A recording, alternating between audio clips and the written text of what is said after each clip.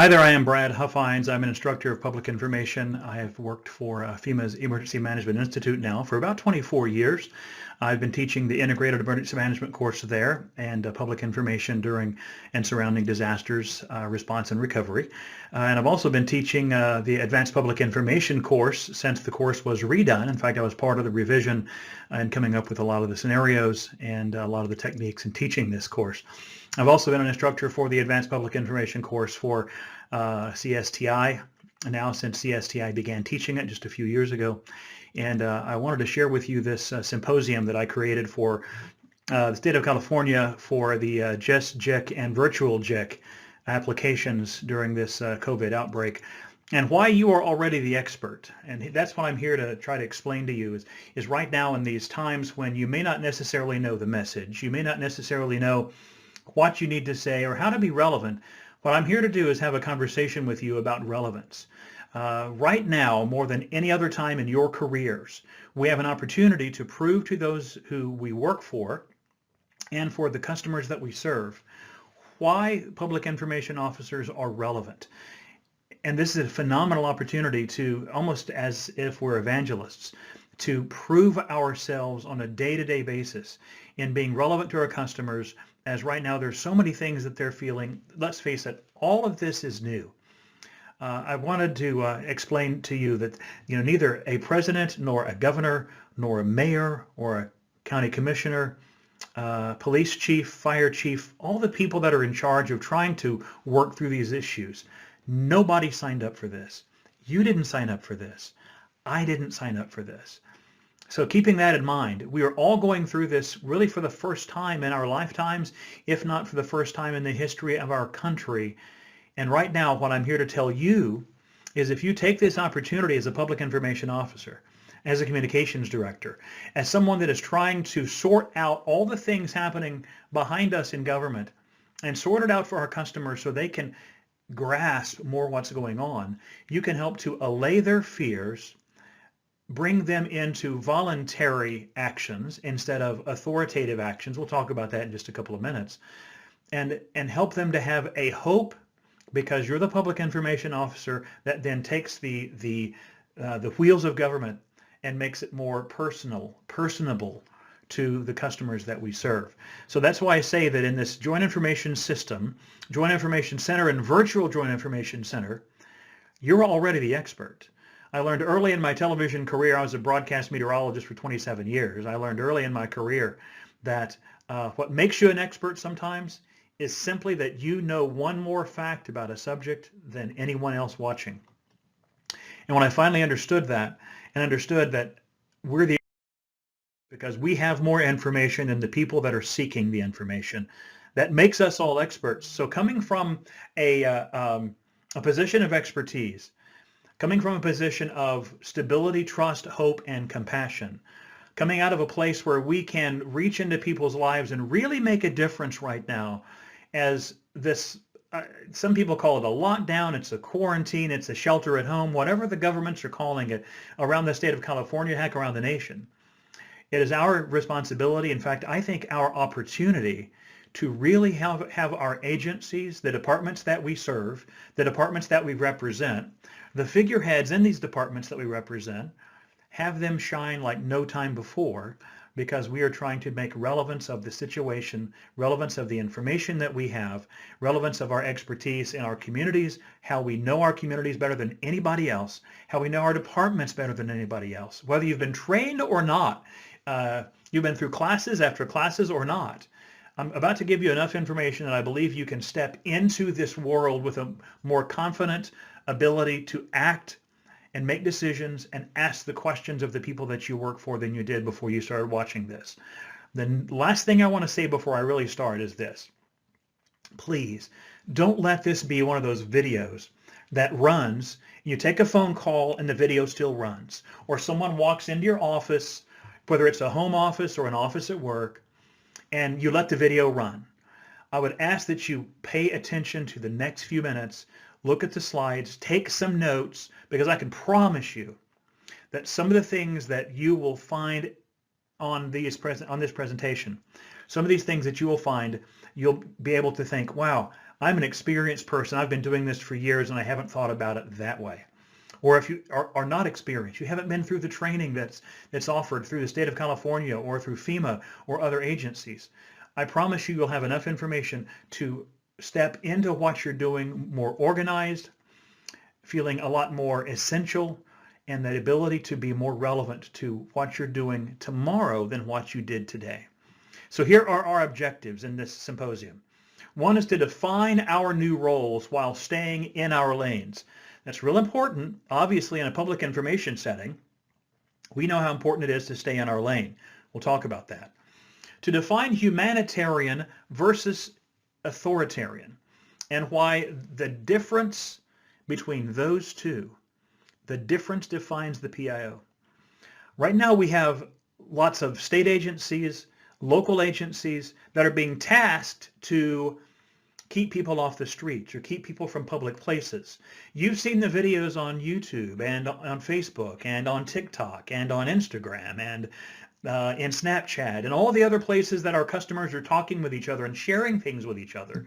You've felt the fear that you have, that our families have, that our friends have, that our communities have. And you see all the buzz happening around the state of California, the rest of the country on the government doesn't have the right to do that. The government can't make us do that.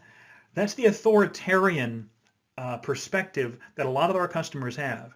And what I want you to do is take this opportunity to, no matter what's happening, if a law enforcement agency or someone else does something and it's caught on video and it makes it look like it's kind of heavy-handed, if all of us in the public information community are sharing words and phrases and thoughts and campaigns of humanitarianism, any of these small shows of what our customers perceive as authoritarianism, it's really not. We're just trying to keep people safe. But whatever their perceptions are, if we work together as a profession, we can overwhelm those perceptions of authoritarianism with humanitarianism and remind people that the government is us. The government is them. And that's one of the reasons why I have the hashtags below. The hashtag #BeTheVaccine I learned from the public information officer for the Yuma County, Arizona Health Department. And one of their messages was this, simple, is until we find a vaccine, the only way to stop this spread of this virus is to not be around others, because the virus itself will die within the people that are carrying it if they don't share it with others. So right now, asking people to do something, and that's in his case, and I love the hashtag, #BeTheVaccine. One of the things that we've taught in emergency management for years is the best thing to do for people is to give them something to do. If you ask them to be involved in the disaster, you give them something to do, then they feel like they're part of it. Then they're no longer the, quote, victims, but they're part of the solution. And staying at home, yes, they are being part of the solution, those that are staying physically distanced from people. Yeah, they're being part of the solution, but they don't feel like it. They feel like they're doing nothing. They feel like they're sitting at home and wasting their time when they could be at work, they could be earning money, they could be doing so many things. All these things are going through our customers' minds. They don't think they're being a part of this, but they are actually being the most vital part of it. And if we can tell them something like, hey, stay at home, be the vaccine, I think that's one of the most brilliant messages that we can share with our customers, because that brings their buy-in into what we're trying to convince them to do. Whether we are legislating it, whether we are just strongly suggesting it, or whether we are actually enforcing it. If we ask people to do something, be the vaccine.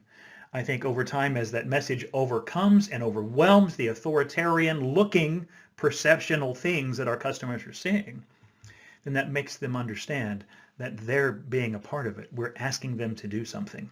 And that's why I put that hashtag there, just as a suggestion.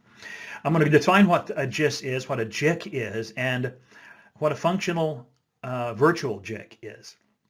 I will define how we advance the PIO profession. I've done some of that already. And create a virtual coordinating work group built on stability, trust, hope, and compassion. I'll side note once again, chase this rabbit. Stability, trust, hope, and compassion. Any relationship that you're in, whether it's a work relationship, a personal relationship with a significant other, with children, with grandchildren, with friends, or a workplace relationship. All of you have had jobs. Some of you may have some now, where if you look at those four things, I'm going to go back one slide and let you look at those. The last word on the slide says stability, trust, hope, and compassion, and I can't go back. We'll talk about that more anyway. Stability, trust, hope, and compassion. If one of those things is missing, the relationship is suffering. If two of those things are missing, stability, trust, hope, compassion. Imagine that you lose trust. You lose compassion. I can tell you from that point on that relationship is in jeopardy of failing. Think of it as a four-legged stool. If one of those legs falls off, you can still kind of sit comfortably on three legs.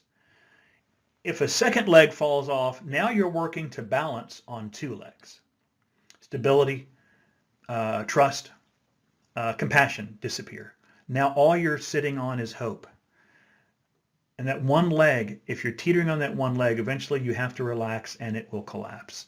So that's why I say that what our job is as public information officers is to make sure that our customers feel from us, from the agencies that we serve, from the leaders that we serve, and from ourselves, they feel stability, trust, hope, and compassion in every message that we give, in every video that we show, in every interview that we do.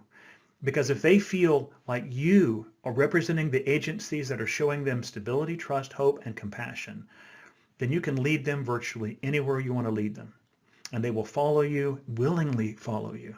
And that's what we're trying to accomplish in these days, is we're trying to ask people to willingly follow us, not do it because there's a threat over their heads. Two graphics that you've seen.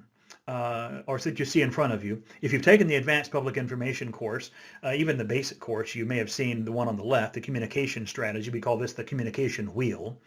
This is the one thing that I've been suggesting and sharing with public information officers all around the country. They reach out and they say, hey, I'm stuck. I don't know what to do. There's so many things going on. I don't know how to move. What do I do next?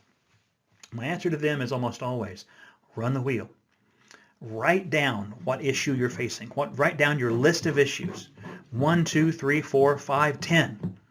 Take number 1 and assess the current situation. Set your communication goals. Identify what audiences that you need to reach out to. Develop and pre-test a message. How do you pre-test a message, Brad? You simply send it to a colleague.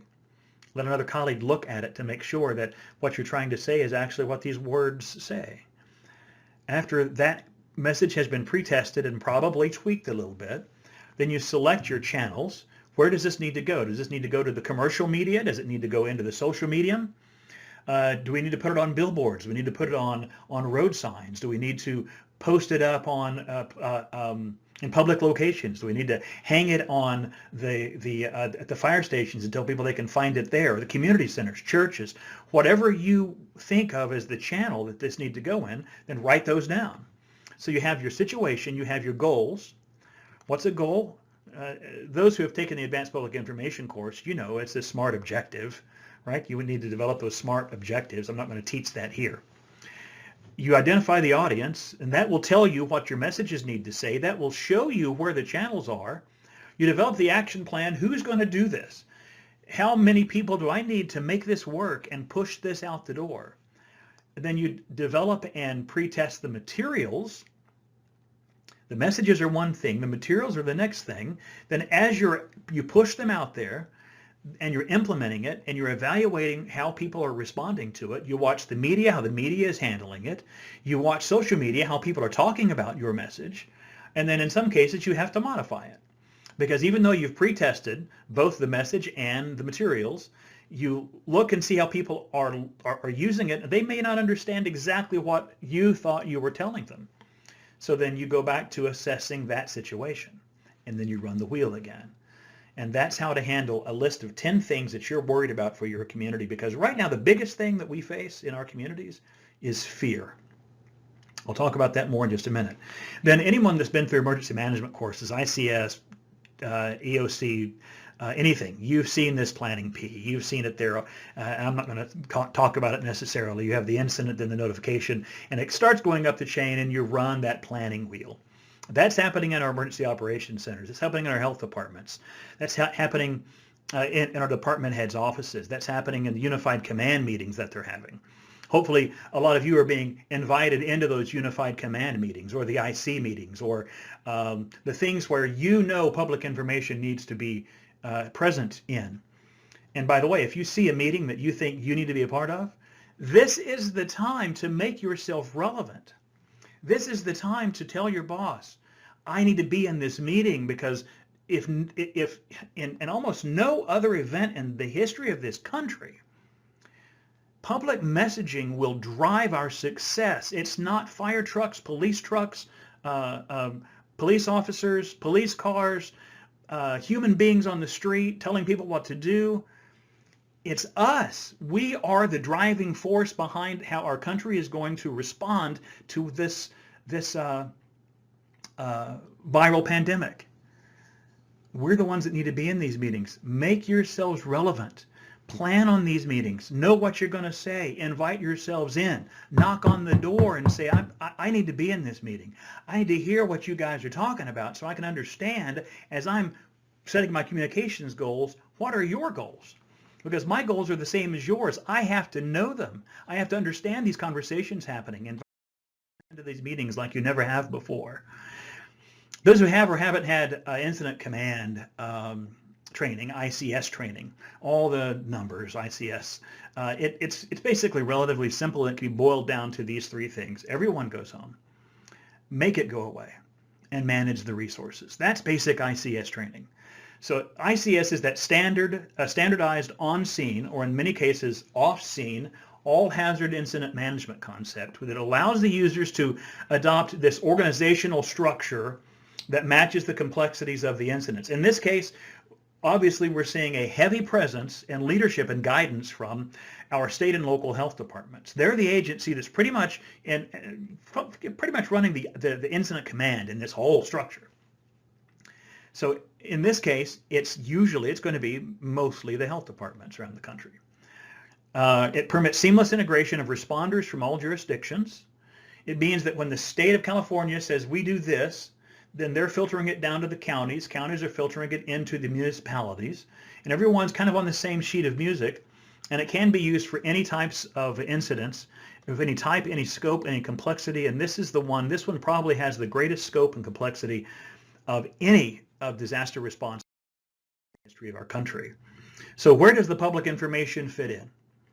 You represent and advise incident command. You've seen the org chart, an incident command organizational chart. The incident commander is on top. The public information function and officer is right at the command level. The incident commander knows what's going on, but he may not necessarily, or she may not necessarily know how the people are responding to what's going on. Everyone has plans. Everyone says, hey, let's do this. And then look at you and say, did you put this message out? Yes. But putting the message out doesn't mean that people are actually responding. That's why the public information officer is in that top echelon of the incident command structure, because you represent and advise the incident commander as to what's going on, or those that are in charge of this incident.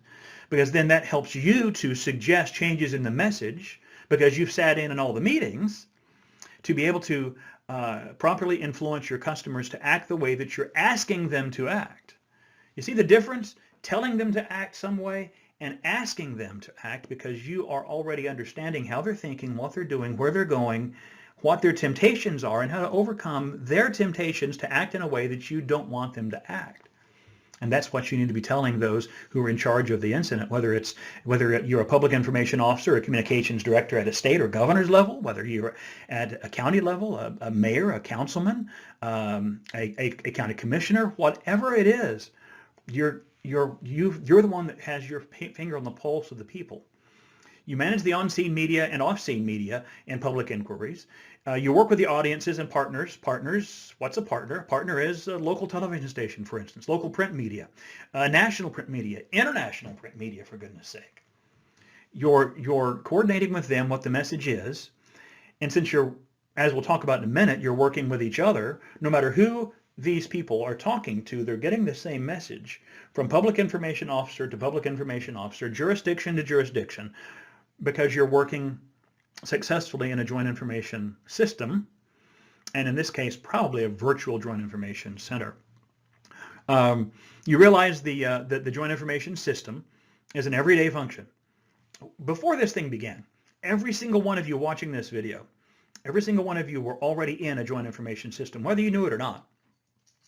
If you have someone's phone number, or they have yours, that's in a public information role, and you've ever picked up the phone to call someone and got a little bit more insight as to what you need to say in coordination with what they're saying, or they've done the same for you, congratulations, that is a functioning Joint Information System. All right, so all of us are in a Joint Information System all the time, whether you know it or not, 24/7, 365. Then you coordinate with other public information officers to provide that situational awareness. You coordinate with a public information officer in your area of expertise in another community in your county, or in another county, or in another part of the state. That coordination continually happens because you've taken the time to work through your networks of professional people that do other parts of either your jurisdiction, your region, or across the state. So what is your lane? I mean, let's face it, we all work for someone, all right? Every one of us works for someone. And it's that someone that defines your lane. It's fascinating to hear. I have some people that are reaching out to me and saying, my boss wants me to stay in my lane and doesn't want me to even re-message the things that our local health department's messaging. Another one says, my boss tells me he's tired of waiting on what this agency is going to say, so I want you to continue to put out their message on our platforms. Our boss is the person that defines our lane. Your lane is this: those things upon which you can speak freely. That's your lane. Those things for which you need guidance, that's your lane. Those things for which you need permission, that's still your lane. Those things out of your lane, knowing what things are out of your lane is your lane. In other words, you know what you can't talk about because either it's not proper, it's not your expertise, or your boss has told you don't speak to this, right? Because we all have bosses. Our bosses define our lanes. Sometimes we can talk to our bosses and expand our lanes a bit. Sometimes our bosses can come down on us and narrow our lanes a bit. But those are our lanes. So how does PIO thrive? All of the above. Number one, listening to our customers. By listening to how they speak to you, they may not be speaking to you, but when they're speaking to each other, they're speaking to you. By listening to how they speak to you and what they're saying to each other, they're clearly telling us what they need. So the first question that I want you to ask yourself every day you walk in, whether it's at a home office like mine or it's your office, I want you to ask yourself this question: what breaks your heart? You know what breaks my heart about this whole situation? Fear. Fear breaks my heart. What drove me into becoming a television meteorologist? When I was 7 years old in Oklahoma City, I was deathly afraid of tornadoes.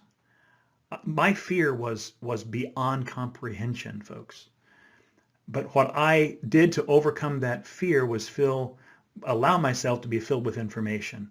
And as I learned more about these deadly storms, my knowledge overcame my fear.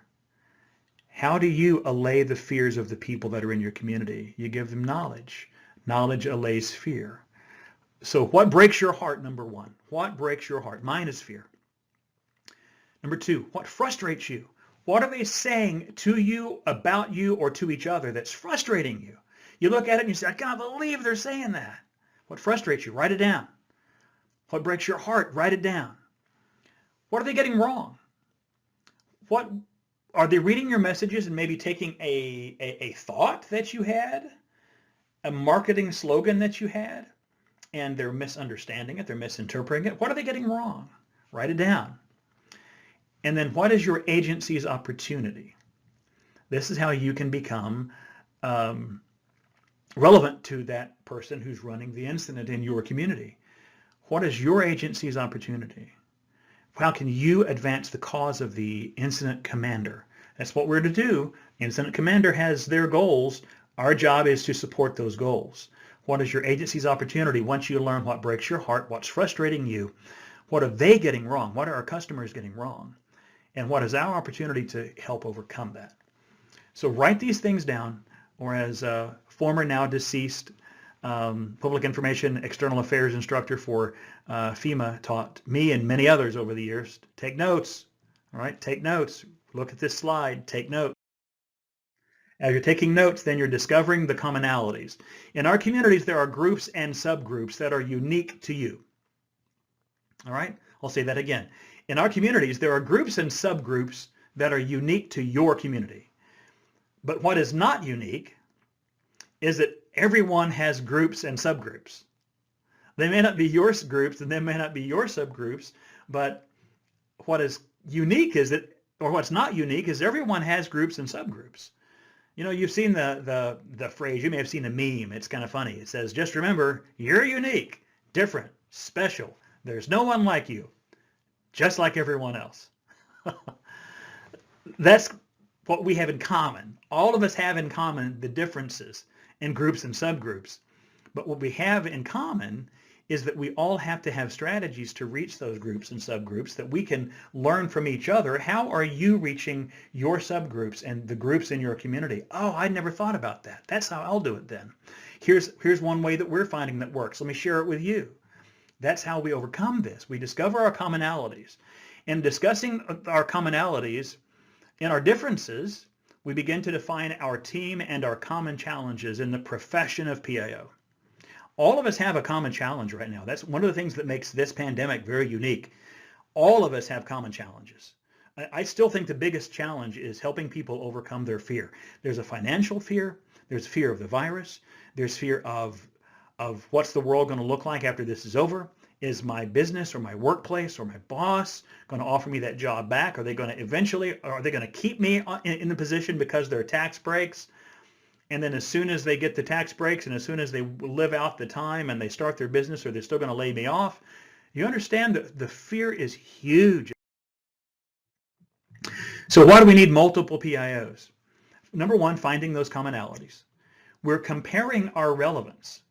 You may not necessarily think that you're relevant right now. You may be, I'll pick on somebody, a police department public information officer, or a communications director for a mayor in a small jurisdiction in your county.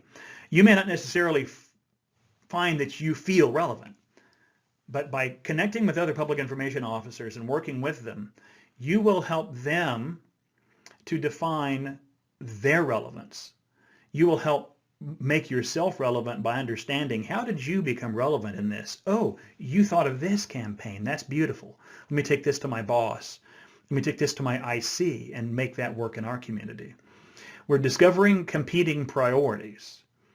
There are different priorities for different departments in your jurisdiction. So you're discovering those competing priorities. You're coordinating messages because you're reaching out to other people to say, how did you overcome this? When you saw this in your community? Because as you've noticed in California, in the rest of the country, various communities have a different timeline. That's the case in virtually every community in America right now, is there's a different timeline, sometimes in the same county, in the same state for sure. State by state is huge. But you're discovering the interpersonal dynamics and learning how to work around those things that are happening. You're following those people that are messaging in front of you, ahead of you on a timeline. You're learning from them. You're applying the ways that what you've done, what you've learned from them, and you're applying it to your community. Meanwhile, someone behind you in this timeline, they're learning from you. We're all teachers in this. We're all students in this. And by discovering the interpersonal dynamics of learning how to work around those timelines and around the people that, you know, let's face it, all of us have worked with colleagues that we don't necessarily get along with. But in some cases, they know more or less than we do. This is a great time to become a mentor and allow yourself to be mentored. I can promise you right now, from the President of the United States on down, every single position, from that position all the way down to the homeless person on the street right now, everyone can be mentored. And those leaders that are doing it most effectively are those who are allowing themselves to be mentored and are allowing themselves to mentor others. That's what we're doing with our customers, isn't it? We're our customers' mentors. You're a mentor of the people that are looking for information. You are their mentor. You're their representative in the halls of government. You are uniquely positioned to be their representative in the halls of government. That's what a public information officer is you are that go-between. You're the person that has one foot in the shoe of the customer, one foot in the shoe of government, and tries to be that arbitrator in the middle. And you're trying to find out, where are they struggling? Where is the government struggling with how their customers are reacting, and how are the customers struggling with how the government's reacting, and how do we bring those two parties together? That's your role. That's your opportunity. That's your way to be relevant and find relevance for in many cases, the first time in your careers. And then you're discovering and agreeing to what I would refer to as the greater message, the higher goals. So I'll say that again. You're discovering and agreeing through coordination with multiple PIOs. You're agreeing to the greater message and the higher goals. I'm simply suggesting one of the greater messages be the vaccine. That's my example of a greater message. You may look at that hashtag and think, I will never use that. That's okay. Whatever your greater message is, whatever your higher goal is, that's what you develop together as you're sharing with others.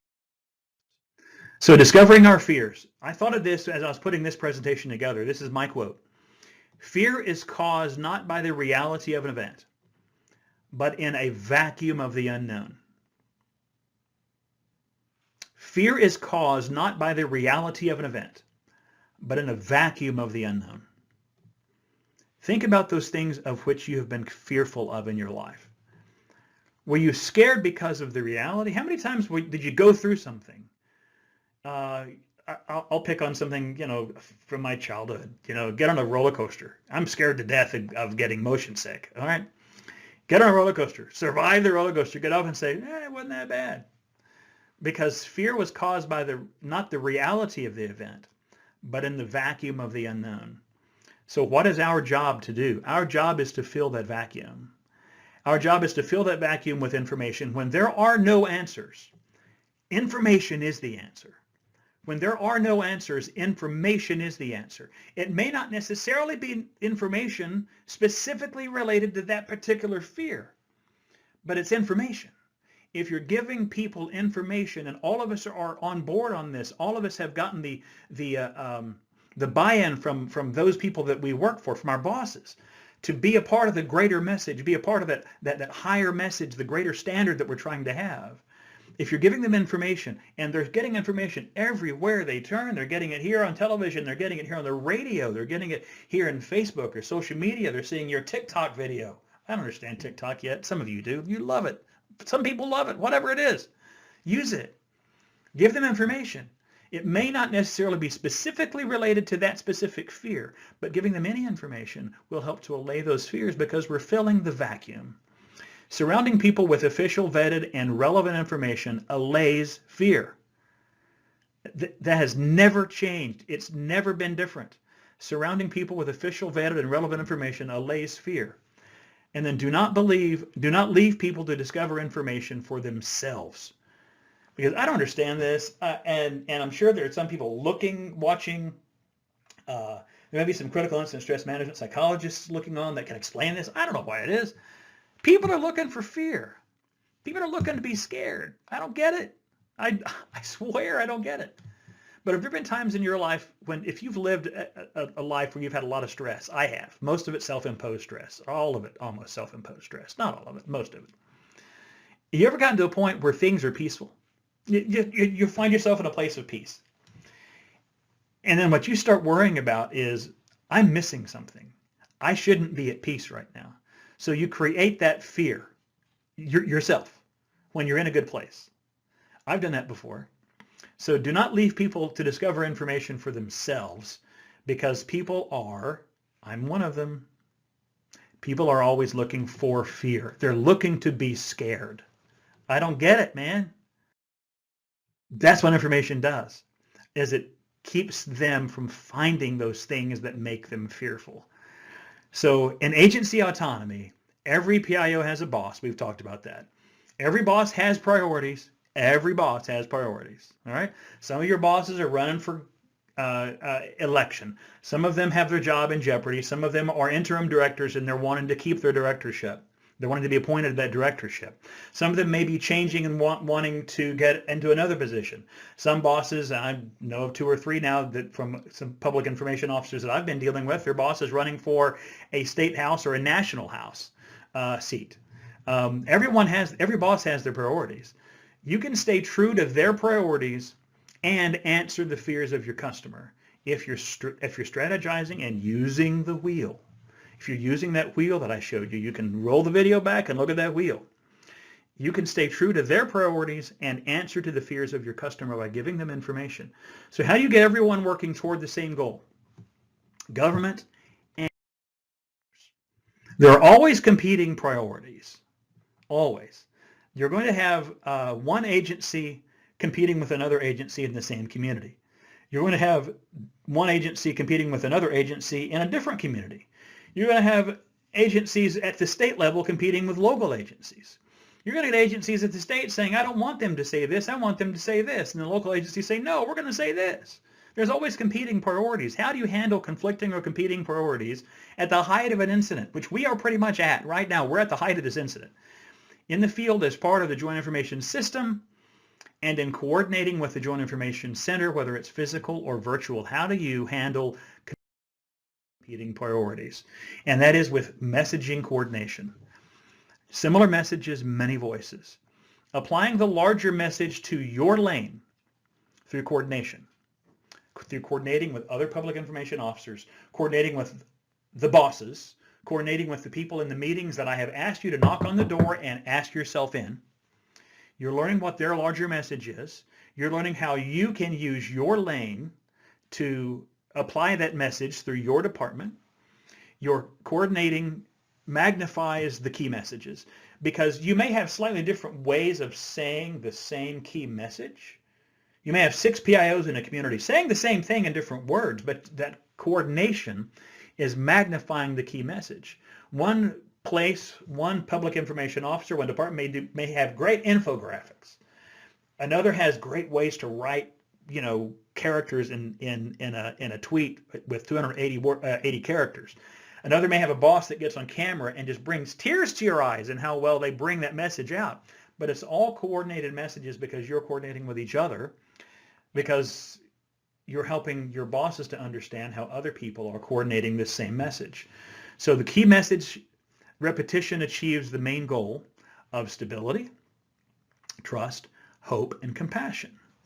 If they don't see the key messages repeated from place to place to place to place, they begin to lose their stability. If they lose their stability and they hear one mayor arguing with a message from another mayor or a governor, then now you've lost stability. You've now lost the trust in government. Once you lose stability, the trust in government, then the hope of this ever getting right again has been lost. And now you're teetering on the leg of compassion. And you're counting on someone who's panicked in a political position or a politically appointed position. You're counting on them in a stressful situation to show compassion all and every time because they're as frustrated as you are. Suddenly this four-legged stool has no legs. And this is all prevented by message coordination and the public information officer pressing their way in meetings and conversations where you need to be relevant. It solves interpersonal dynamics. In identifying these traits in your customers' communities, you're helping to make the message relevant. Here are the traits in your customers' communities. Their attitude, their mental disposition. Every community is different. Every sub-community is different. Every micro sub-community is different.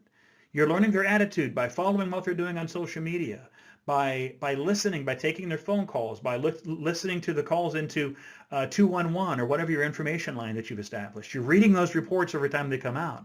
You're finding out their attitude. You're finding out their personality.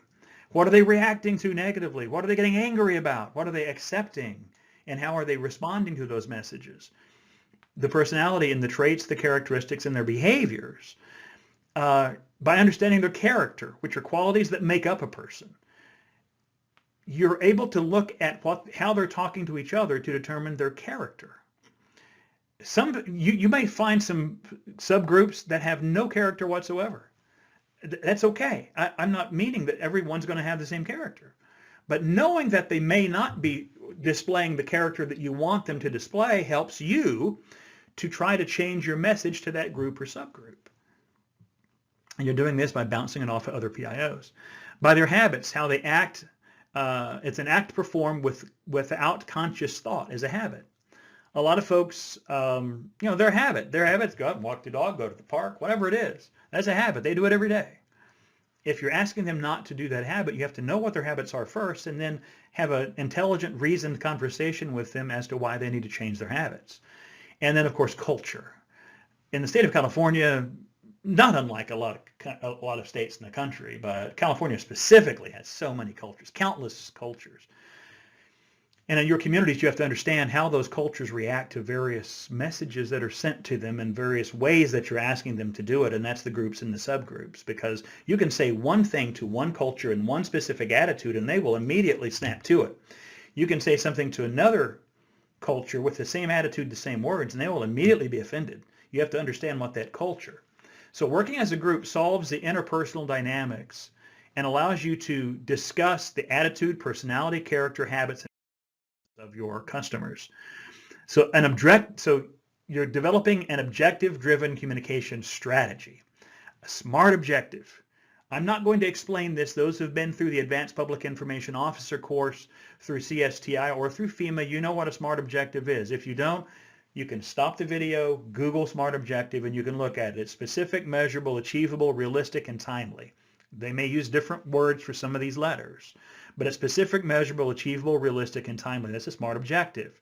So what are the needs? What are you communicating? Are you trying to educate?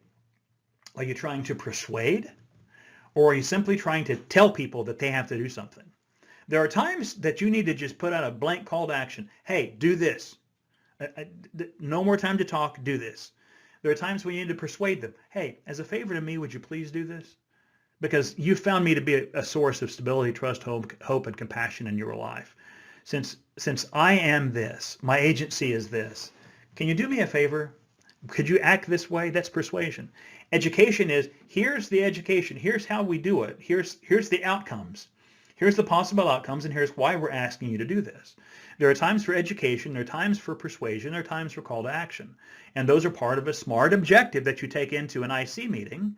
And you say, hey, this is my SMART objective. Here's what I'm trying to achieve. Here's the words I'm trying to do. Here's the audience that I'm trying to do it. Here's what time frame I want to do it. And I'm going to measure it by calls to 911 if fewer calls to 911, or information calls to 211, or whatever your local information line is, or whatever those messages are. Make it a measurable thing that you can come back in 2 or 3 days and say, okay, based upon what I've done, we have had a lesser number of whatever you're trying to achieve. An objective-driven communication talks about audiences, who you're trying to reach. What do they already know? What is their perception that they know? Because a lot of people think that they know more than they know, so they perceive knowledge that they don't have. And what are they repeating that is false?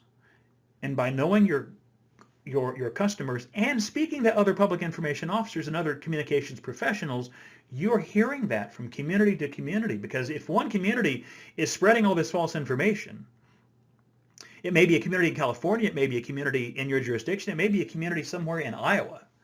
Whatever those communities are repeating that's false, it's probably coming to yours. So knowing what those are helps you to know what the audience is, what the audience is saying, and that helps you to create the message. In other words, what will you say? How will you say it using the concepts of education, persuasion, and calls to action? What's effective to the groups and subgroups that you've defined? And then what words, languages, and mediums do you use? How do you say what you're going to say?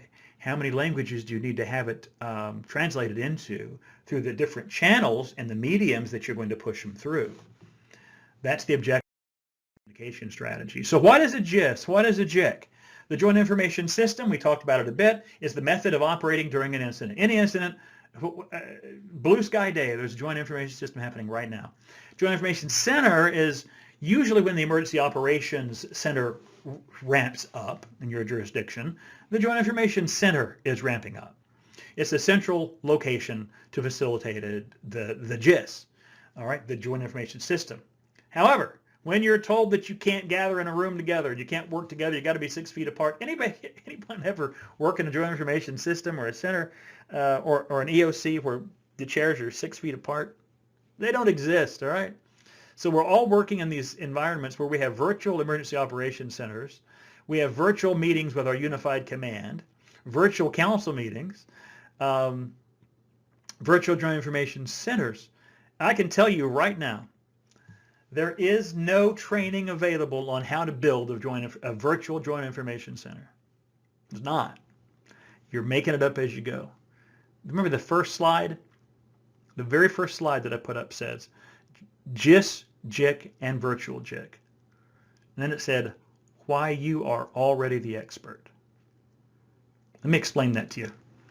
The Virtual Joint Information Center is a virtual repository and a coordinated set of platforms, team members, and schedules for briefings between public information officers to plan micro messages for small events and macro large event, the big messages, those messaging. Again, the Virtual Joint Information Center is a virtual repository and a coordinated set of platforms, team members, and schedule for briefings between PIOs to plan micro and macro messaging. So, CSTI has never taught this. FEMA has never taught this.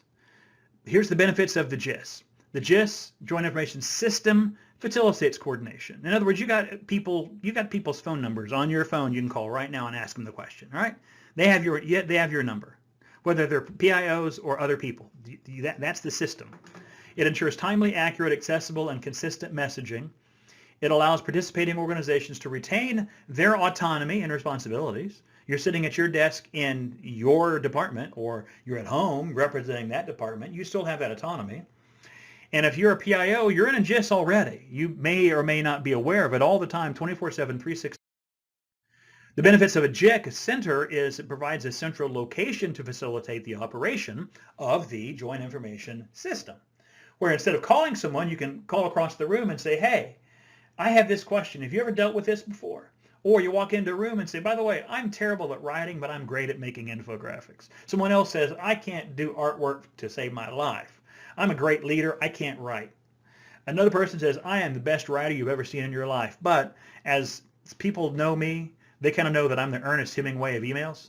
I don't write short emails.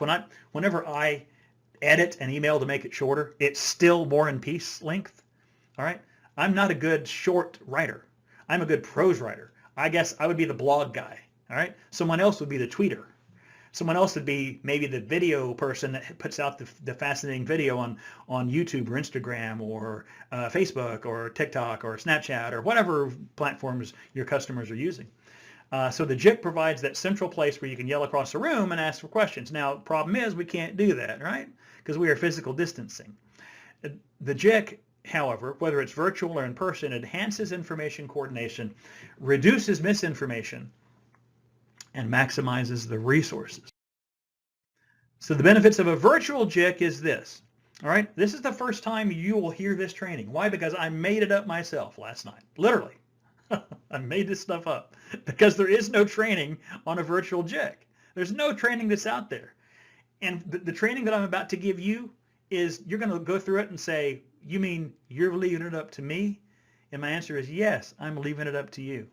Because you know your technology, you know your strengths and weaknesses, you know those of the people around you, you know what platforms you have, what your agencies will allow. Some of your agencies will allow you to put things in a shared Dropbox folder or a Google Drive folder. Some of you have WebEOC, some of you have CalEOC, some of you have the plethora of different emergency management software that you can share on one screen in a virtual setting. I don't know what your technology is, and I don't know what your what your experience in technology is. So Virtual JIC provides the central virtual platform to facilitate the operations of the GIS during an incident. We're in an incident. We're going to be in this incident for months. Even after we open the doors and fly the airplanes again and hotels are packed again and restaurants are packed again, we're still in this incident likely for months, if not years. Public messaging is going to be an issue with this event for a long time to come. Then it enhances the information coordination, reduces misinformation. We talked about that. Maximizes resources, same as the JIC. Leadership changes frequently as the incident changes and between the operational periods. You can only work in a JIC for so long. But if you commit to being a part of a virtual JIC and you have a bunch of people sitting on in their various workspaces and they're working together, you may have a conference call up. Some of you may choose to use a Zoom or other. We're not here to say what conferencing method is the best. You may have one that's in-house, you may have WebEx, or you may have something that's free or something that's paid for, something the state uses, something your jurisdiction uses, or you may have something that you yourself use as a personal private citizen. Whatever it is, you may have that up and operating with a bunch of people that are working in this virtual JIC for the next 12 hours. And then they leave and another group of people come in and they log in and do the same thing. And it highlights every PIO's strengths and it minimizes every PIO's weaknesses. Every one of us has strengths. You can do something better than anyone you know.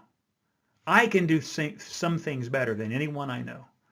I suck at many things. And the things that I suck at, I ought not be doing, especially if someone else on my team does it better. And I can look at them and say, by the way, I'm really good at this, but I'm really bad at this. Would you help me out?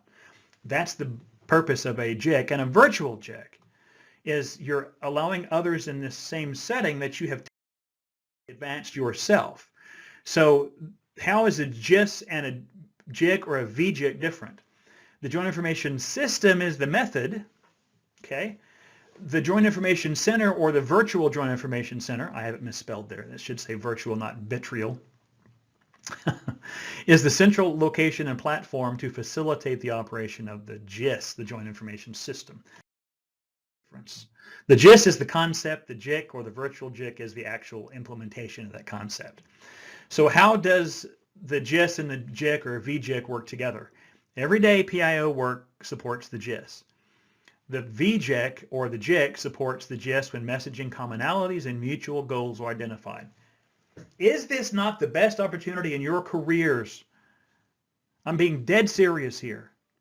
Is this not the best opportunity you've ever had as a public information officer to advance the profession of public information, to advance the concept of public information?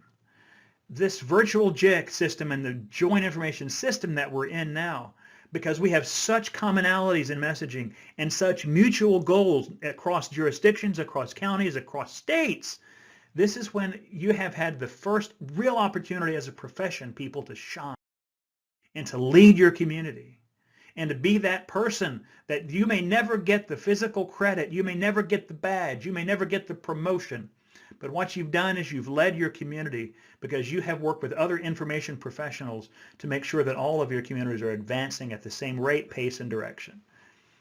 So the barriers to get information out are this: the disruption of communication systems. Good news, in a virus, we don't have that. In an earthquake, you do. Okay, in a hurricane, people do.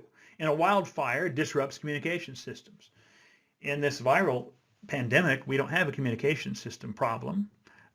Earthquakes obviously have been happening, can happen any time. The inability of the public to absorb information. What causes that? Fear.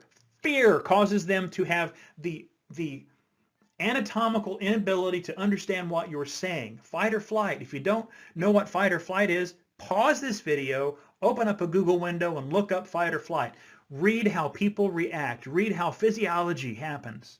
Science is awesome, people.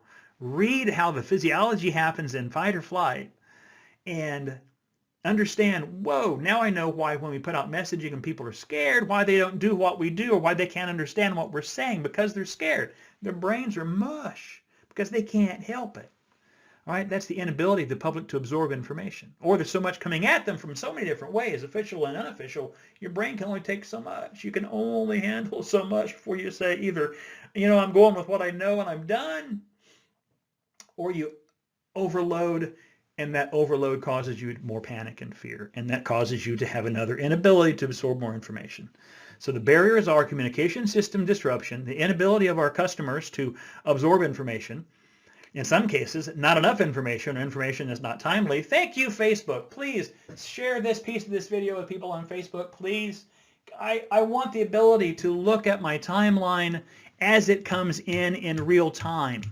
I don't need to see that press conference that the mayor, the governor, the president did. I don't need to see that show up on my timeline 3 days later. I want to see what's happening now. All right, so not enough information, or information's not timely. I don't say that to criticize Facebook. I don't.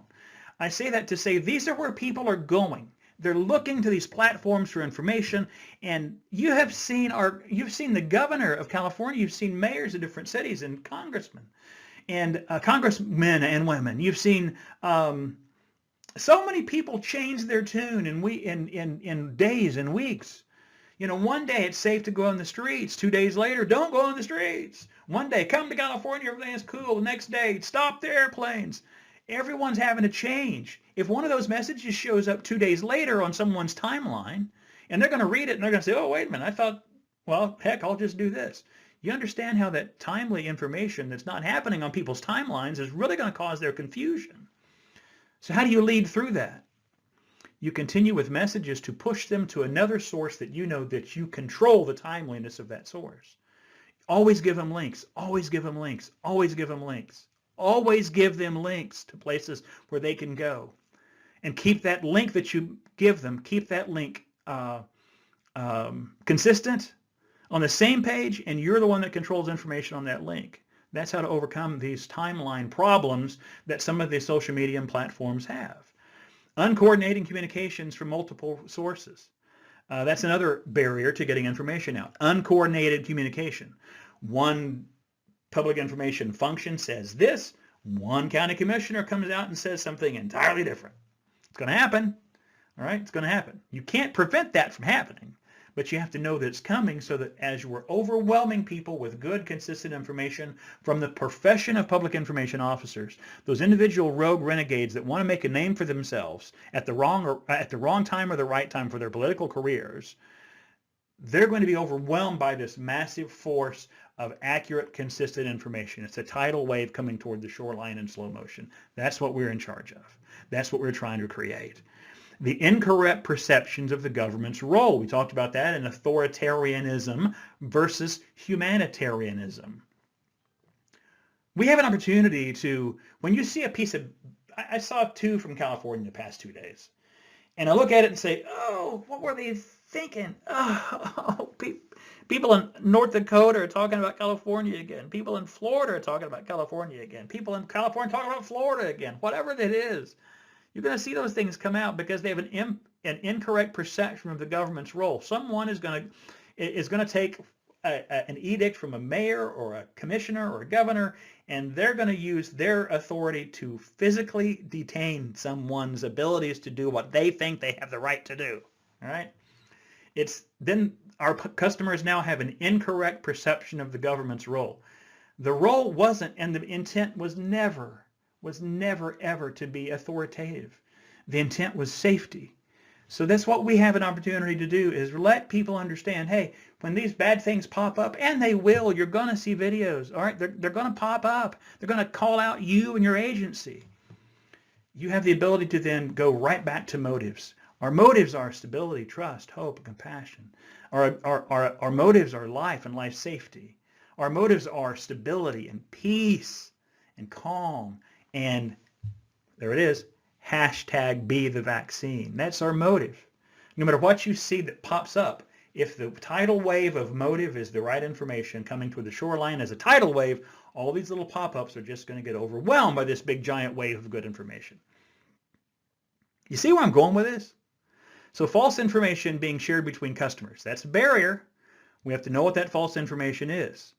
We have to be able to, at times, pivot, correct that false information with official sources. And once you correct false information, you convince people that put it out that it is false information. They may not change it, but the people that followed them will get the false information and say, well, wait a minute, that's false information.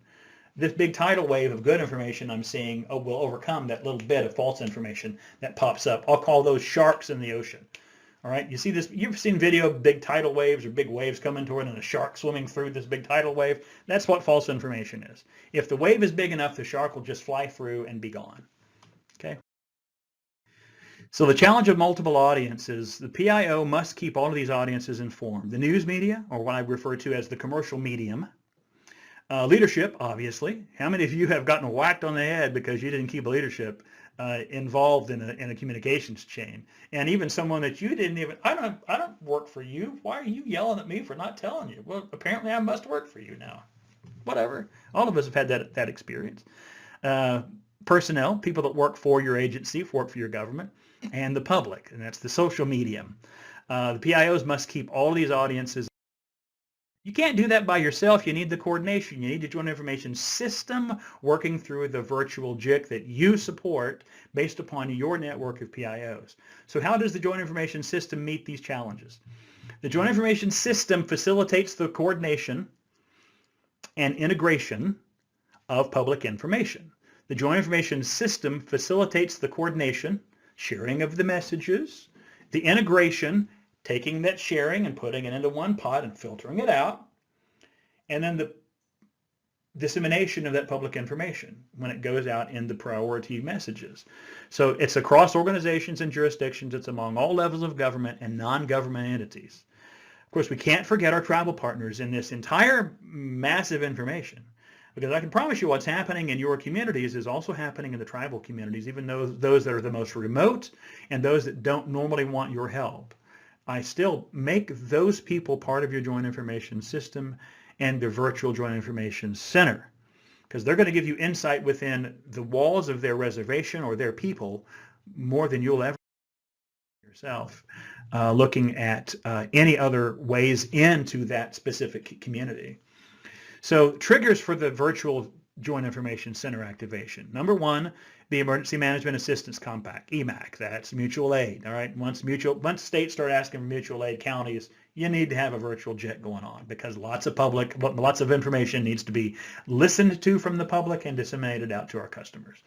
The impact of the incident potential of media attention. Obviously, the pandemic is media attention. This has risen to the level of virtual Joint Information System Center.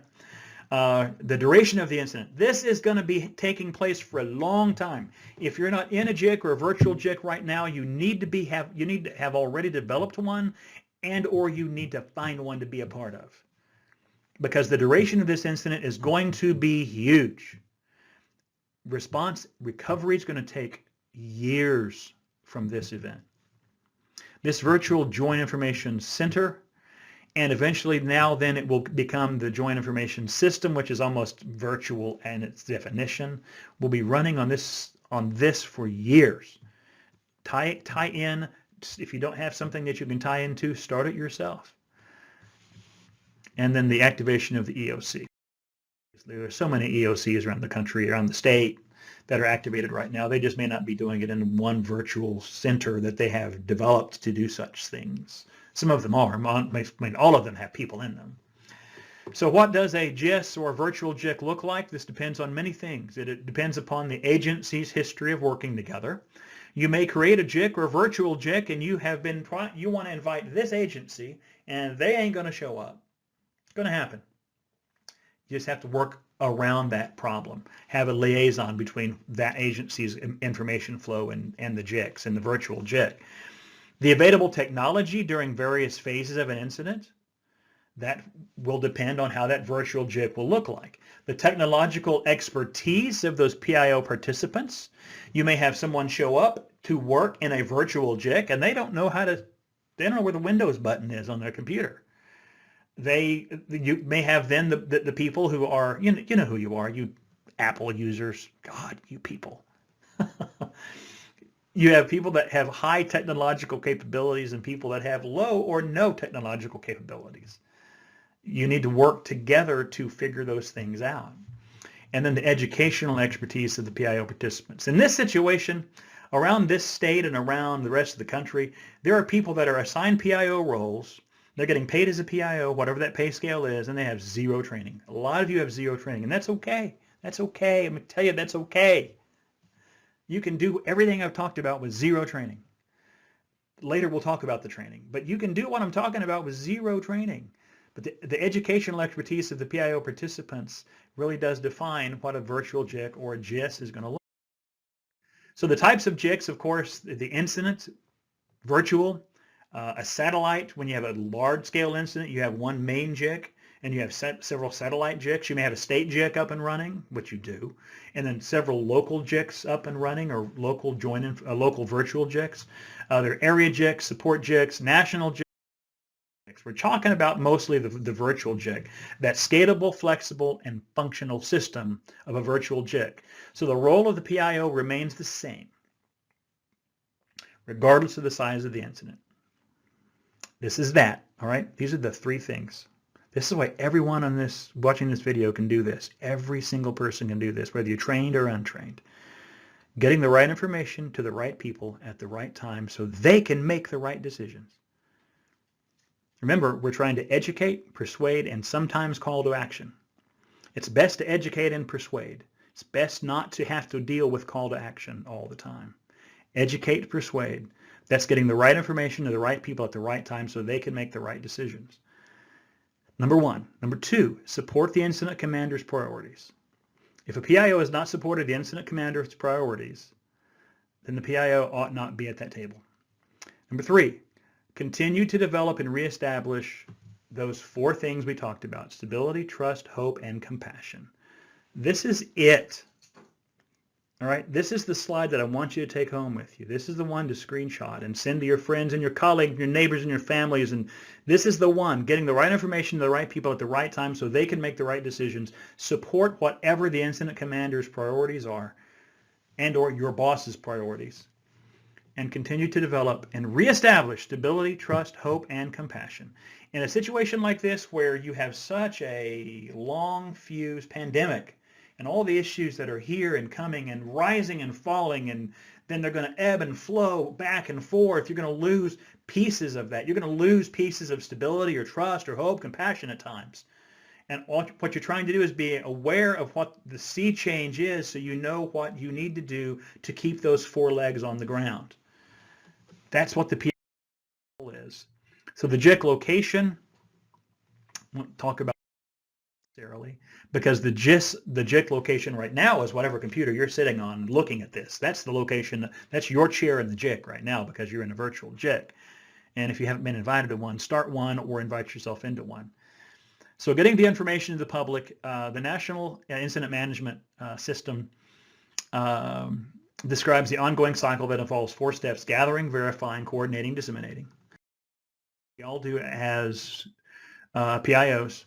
We gather in the field by ourselves by monitoring the social medium, by monitoring the commercial medium. What are our broadcast partners, our print partners, what are they saying? And in the virtual JIC, what are we telling each other? What are we hearing on these phone calls that we're having and seeing in the shared documents that we're sharing through some cloud service or through some virtual web service, EOC service that we have? Information, then we're verifying information that we're getting and we're hearing through our agency, through our personal expertise, or through the virtual JIC.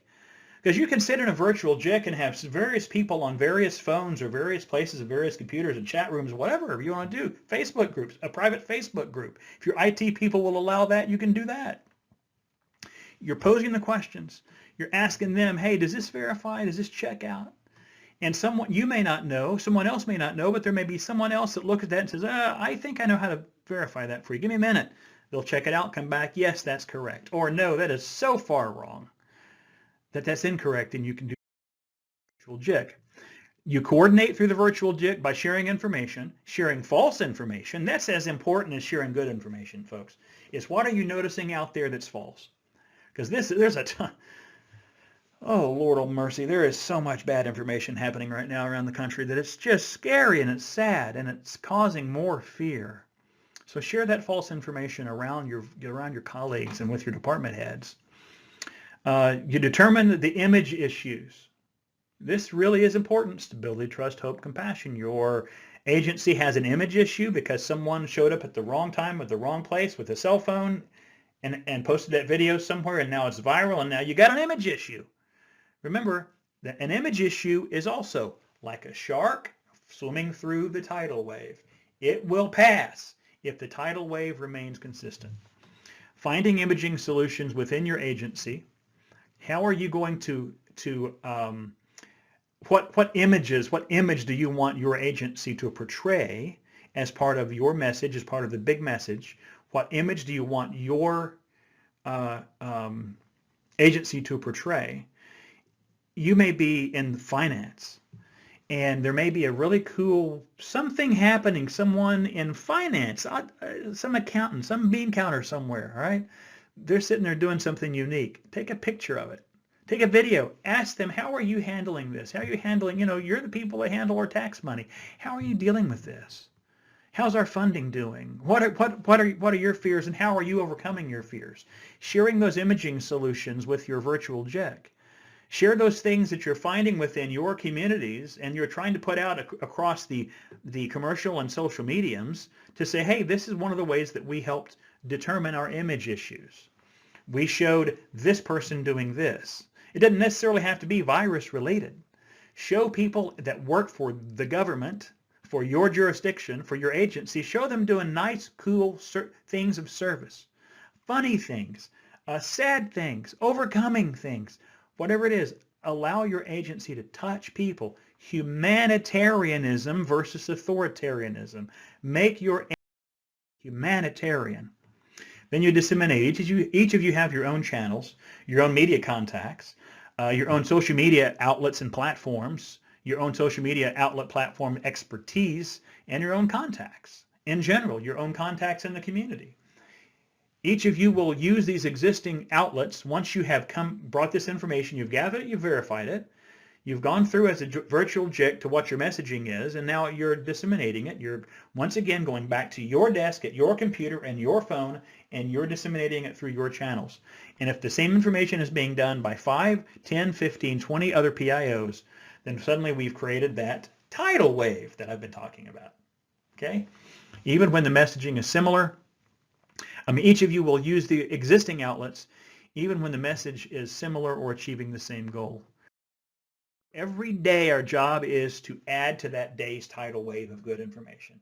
So when the bad stuff flies through that wave, it's going to fly through and not be noticed in the long term because the big tidal wave is a consistent wave coming toward the shoreline. The virtual JIC functions are all of these things. None of you can do this.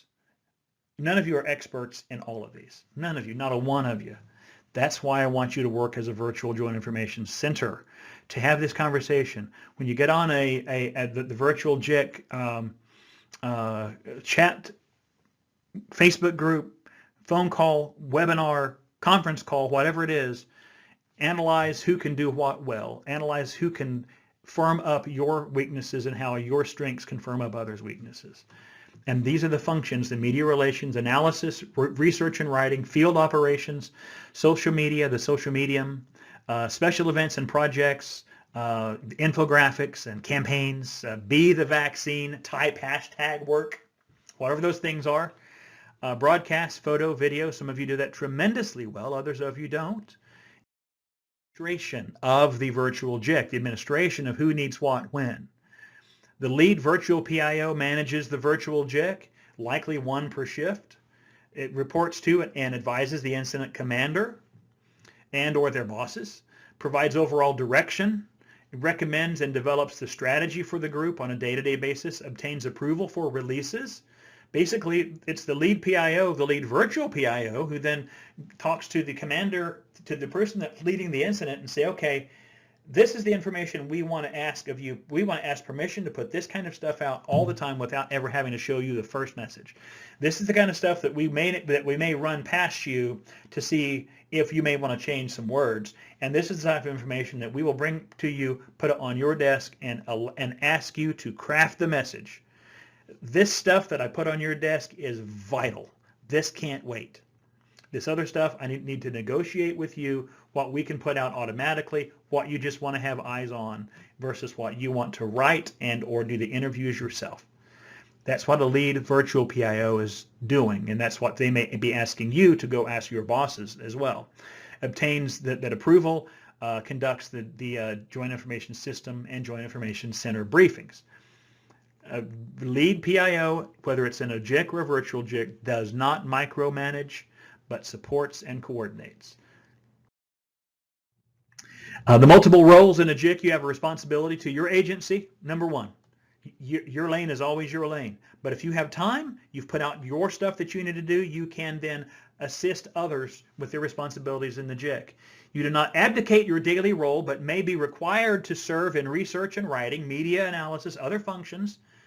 Someone that's really strong in media analysis may get sick. They may not be there. It may take 2 or 3 people to fill in that role. Then make it happen. There's someone in your virtual JIC that may know how to start a virtual operational support team. VOST through the Virtual Operational Support Group, VOSG.org, I believe. Create those things. Reach out to people that can help you do these things. And it's critical. So how do you deal with the stress? Because be aware that the signs of stress in yourself, your others, your home, the people that you work with, and share this with your JIC and your virtual JIC, because there's cognitive stress, emotional, physical, behavioral. Look out for each other. If you notice somebody or something that's happening, pull them aside, phone call. Don't visit them. You may get arrested. Pull them aside and say, hey, I think you may need some time off. You may need to get a little help. This is overwhelming to you. Why is this overwhelming to you? And if you don't have the answer to help them, move them to a place where they can get help. All right, so it's used with first responders. Critical incident stress debriefing, CISD, may be equally beneficial for the PIOs in this event as it is for the families that are suffering from either grieving from people's sicknesses or lost ones. Because if you're in this incident for long enough and you're reporting on this fatality and this fatality and this fatality, this family has dealt with 1 or 2. You, as a PIO, may be personally dealing with thousands or hundreds. It's okay to be stressed. It's okay to need to talk to someone for a critical incident stress debriefing. It's okay. We're not wired for this. None of us are. Let's talk about training now for just the last couple of minutes. This is the education course for public information officers within the FEMA guidelines and taught by CSTI. There's the basic course, the awareness course, the JIC planning, advanced PIO, and the master's course. A lot of what you've seen comes out of various pieces of these courses. So even though I've kind of made up most of this, a lot of what I did came out of these courses, and I put this symposium together for the purpose of giving a lot of you, whether you're trained and need some reminders, or whether you're completely untrained and don't necessarily know what to do next. I've tried to give you enough tips, hints, and tricks that you can confidently walk out of this presentation and do your job just a little bit better. Because remember, it's not about doing it perfectly, it's about doing it better and about serving your customers slightly better today than you did yesterday, and tomorrow better than you did today. So during an emergency, why do we train to that level? We're trying to get the right information to the right people at the right time because it helps them to make the right decisions. But I want you to notice this. This says you're getting the right information, not the perfect information. And it says you're getting it to the right people, not the perfect audiences, at the right time, not the perfect timing. In other words, no matter what we do and no matter what level we're trained at or completely untrained, don't hold yourself up to a level of perfection. Hold yourself up to a level of you're doing what's right for you, right for your position, right for your training, right for your audience, and right for the timing that you are doing the best that you can to get this information to people, because you're never going to have the perfect joint information system, the perfect joint information center, or the perfect virtual joint information center.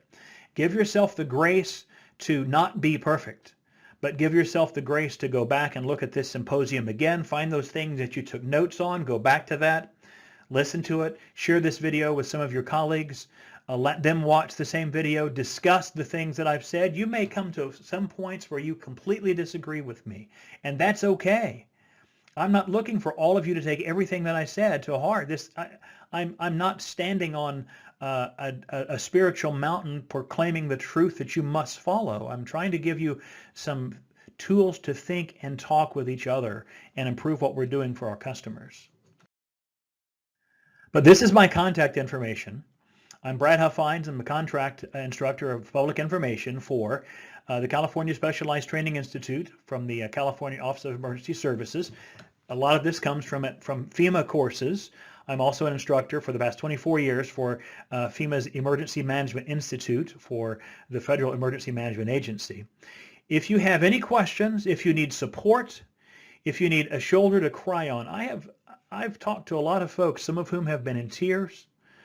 Some have shared their failures. Some have shared their stresses. Some have shared their wins, their victories. Some have shared challenges that they have and just need that extra person to understand how to overcome that challenge. Feel free to reach out to me in email. Feel free to call me. May not answer. You may get whacked by my spam filter thing by Verizon. If you call, text to me and say, hey, you either A, know me, or B, you don't know me, and I need some help. Could you reach out to me?